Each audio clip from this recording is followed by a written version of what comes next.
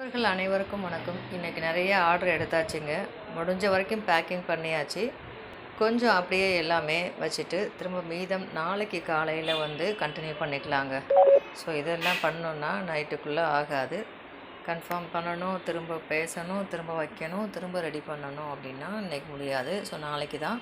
இன்றைக்கி முடித்த வரைக்கும் நம்ம பேக்கிங் எல்லாமே பண்ணியாச்சுங்க. ஸோ இப்போ ஃபைனலாக ஒரு பேக்கிங் பார்க்க போகிறோங்க. இந்த மாதிரி உங்கள் யாருக்காவது வேணும்னா என்னோடய வாட்ஸ்அப் நம்பரை ஆக்டிவேட் பண்ணிக்கோங்க.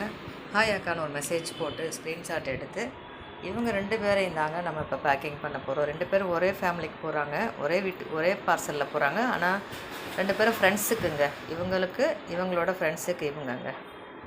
ஸோ அப்போ இவங்க நம்ம பேக்கிங் பண்ணிடுவோங்க 2ஐயும். இந்த திருமாங்கல்யத்தை அணியக்கூடிய பெண்மணி தீர்க்க சுமங்கலியாக சந்தோஷமாக நீடோடி வாழணும் நம்ம வாழ்த்திக்கலாங்க. ஸோ அதே போல் இவங்களும் தீர்க்க சுமங்கலியாக நீடோடி சந்தோஷமாக வாழணும்னு வாழ்த்திக்கலாங்க. நீங்களும் கமெண்ட்டில் அவங்களுக்கு உங்களோட வாழ்த்துக்களை தெரிவிங்க. ஸோ இப்போ இவங்களை நம்ம பேக்கிங்குள்ளே கொண்டு போயிடலாங்க.